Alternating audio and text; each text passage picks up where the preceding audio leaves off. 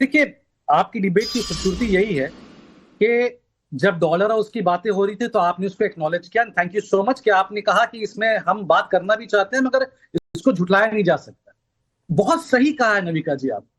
हमारा मुद्दा क्या होता है? चिढ़ और जो अंदर की जो मंशा हमारी है ना, वो चिढ़ इसलिए जाती है क्योंकि जब हम पब्लिक के लिए बात नहीं कर पाते और हम कोई अपशब्द अगर यूज कर लेते हैं, इसमें चिढ़ होती है। और मैं आप सब एक पब्लिक लाइफ में है और जब परिवार के बारे कोई बात आ जाती है, सही बात है, किसी को भी अच्छा नहीं लगेगा। मगर at the same time Navika ji, मैं राउंड अबाउट नहीं करना चाहता, ब्लेम गेम नहीं करना चाहता। ये दोनों पक्ष को देखना चाहिए और मुझे तो लगता है कि ये पार्लियामेंट में इस बात को उठाना चाहिए कि भाई आपसे मेरी लड़ाई है, पर्सनल लड़ाई है, पॉलिटिकल लड़ाई है, राजनीति लड़ाई है, यही तक रहनी चाहिए। पर्सनल के पॉलिटिकल, पर्सनल के पॉलिटिकल, पॉलिटिकल है, आपको पर्सनल नहीं जाना चाहिए। अगर किसी के घरेलू, किसी के बीवी, किसी के भाई के बारे, चाहे वो प्रधानमंत्री, माननीय प्रधानमंत्री, सही बात है, मगर नविका जी शुरू कहां से होता है? कल को कांग्रेस बोलेगा हमने शुरू किया, टीएमसी बोलेगा हमने बैकआउट किया, बीजेपी कहेगी भाई हम तो दूध के धुले, हमने तो कभी मतलब तौबा तौबा, हमने तो कभी ऐसे बातें यूज ही नहीं की। ये सच नहीं है। इसको वंस फॉर ऑल इसको डिलीट करना चाहिए। This is not a parliamentary words. ये सेंटेंस नहीं होना चाहिए किसी, चाहे वो टीएमसी की तरफ से आए, कांग्रेस की तरफ से आए, चाहे वो भाजपा ये कहे एक महिला सीएम को कि बदन में रस्सी बांधकर टांग के ले जाएंगे एक दिन, नहीं बोलना चाहिए। एक महिला सीएम को शुभेंदु अधिकारी ने गाल, बस मां बहन की गाली बाकी थी। मैं कह रहा हूं इसको वंस फॉर ऑल बंद करना चाहिए, मुद्दे पे बात करना चाहिए नविका जी। जब नव भारत सही कह रहे हैं आप, और मुद्दे हैं इस देश के सामने, बहुत बड़े मुद्दे हैं।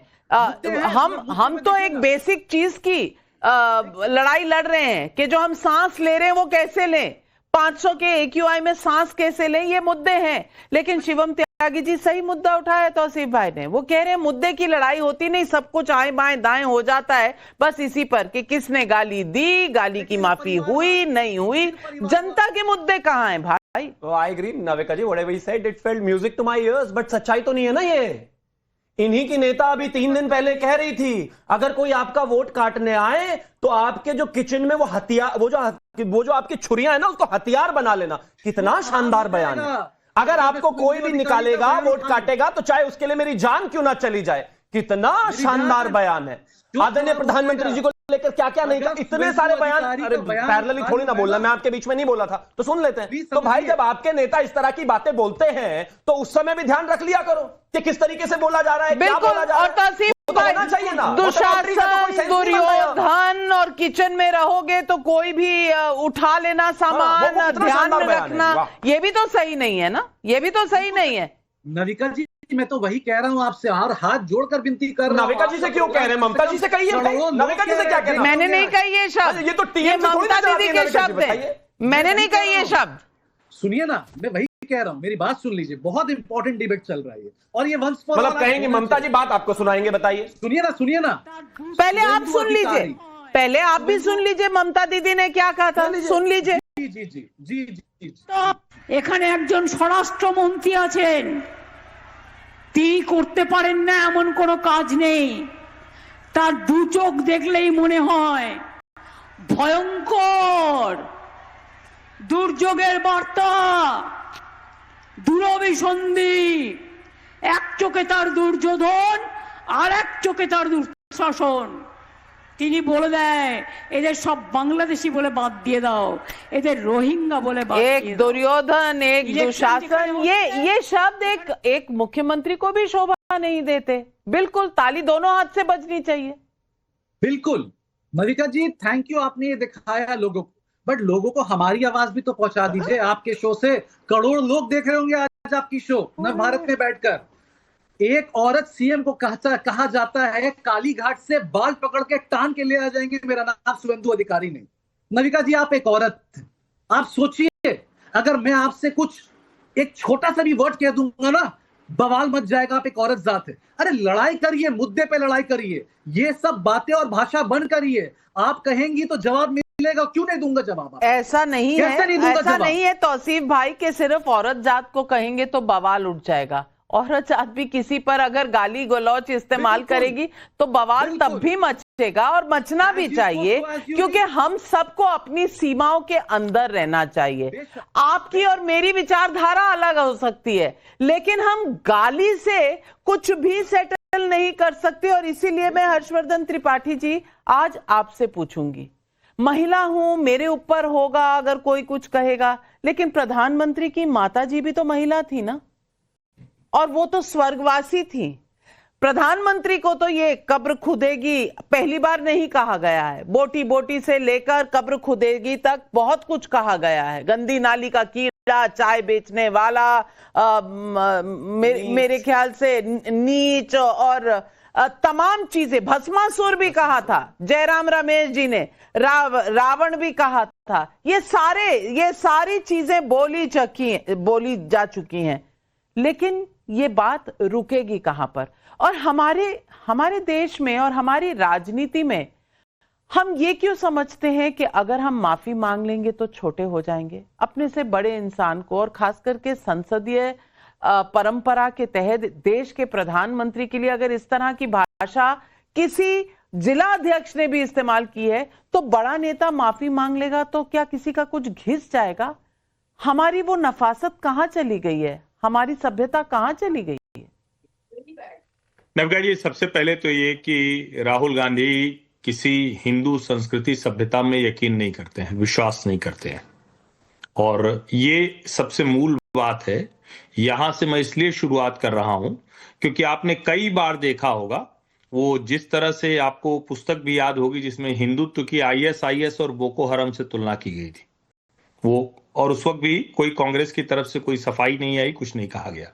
लेकिन मूल मुद्दे पर बात करनी चाहिए। कोई भी किसी को गाली दे रहा है ये तो गलत है। स्त्री को गाली दे, पुरुष को गाली दे, प्रधानमंत्री को गाली दे, नेता प्रतिपक्ष को गाली दे, लेकिन अगर नेता प्रतिपक्ष माहौल ऐसा बना दें कि कांग्रेस का कार्यकर्ता प्रधानमंत्री नरेंद्र मोदी की कब्र खोदने पर आमादा हो जाए, वो पूरा बयान सुनवाइए नविका जी। मैं तो कहूंगा कि शो के बीच में अभी मेरे बात फिर से सुनवाइए। उसमें वो महिला कह रही है कि जिस तरह से ये सरकार नहीं बन रही है, वोट चोरी से बन जा रही है इनकी सरकार, तो मैं तो कहूंगी कि कब्र खुदेगी। इसका मतलब आप समझिए, इस डिजाइन को समझना बहुत जरूरी है। पूरे देश में राहुल गांधी पिछले कुछ वर्षों में हताश, निराश होकर सिर्फ एनार्की फैला रहे हैं, लोगों के दिमाग में जहर भर रहे हैं कि ये जो मैंडेट है ये चुराया हुआ है, किसी ने चुरा लिया है इस मैंडेट को। जब आप इस तरह से अपने कार्यकर्ताओं के मन में डालते हैं तो कहीं वो मंच पर खड़ा होकर मां की गाली देगा, कहीं वो खड़ा होकर कहेगा मोदी तेरी कब्र खुदेगी। ऐसे ही जब वो तथाकथित किसान आंदोलन था, यही विपक्षी पार्टियां थी जिन्होंने जहर भरा था, तो संसद के सामने, शास्त्री भवन के सामने एक खड़ा हो जाता है और वो कहता है कि जैसा इंदिरा का हश्र हुआ था वैसा तेरा हश्र करेंगे। दिखता है अमित शाह एम्स में रूटीन चेकअप के लिए जाते हैं नविका जी, और ये दिखता है अमित शाह एम्स में रूटीन चेकअप के लिए जाते हैं नविका जी, और ये अफवाह फैला दी जाती है। बाकायदा दो मीडिया हाउस के जो उस दिमाग के, उस सोच के, उस मानसिकता के पत्रकार लिख देते हैं कि अमित शाह तो लगता है कि गए। अमित शाह ने उसका जवाब दिया था, कहा कि हिंदू परंपरा में माना जाता है कि अगर आपकी मृत्यु की झूठी अफवाह उड़े तो फिर आप और ज्यादा दीर्घायु होते हैं। मैं फिर कह रहा हूं, इस सब की जड़ में राहुल गांधी हैं। राहुल गांधी ने देश का माहौल जहरीला, विषाक्त कर दिया है। इस पर चर्चा करने की जरूरत है।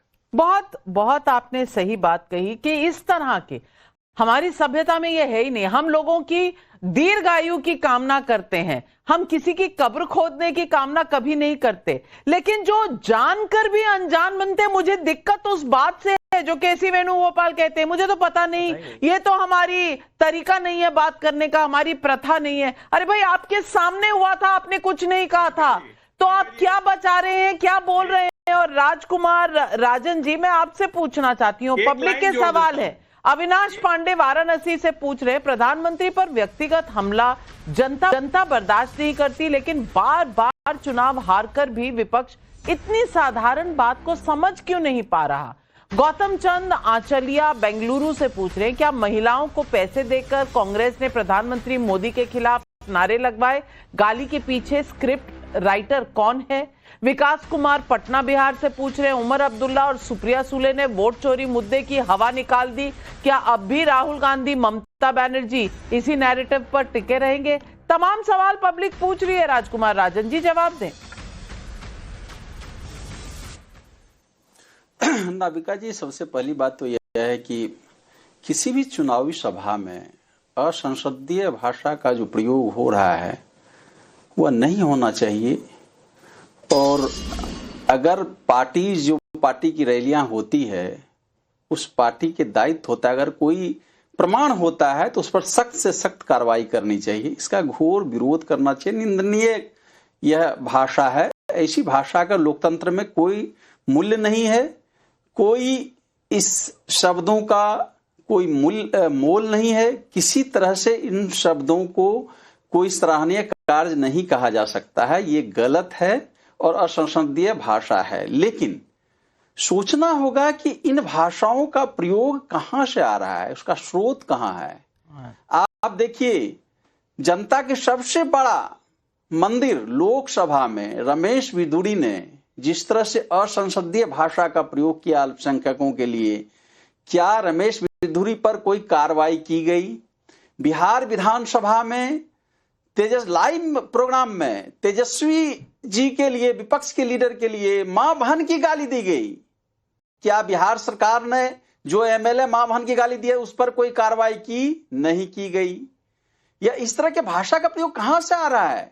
लगातार बिहार के मुख्यमंत्री नीतीश कुमार पर डीएनए का सवाल उठाया गया। शूर्पणखा की बात लोकसभा में की गई।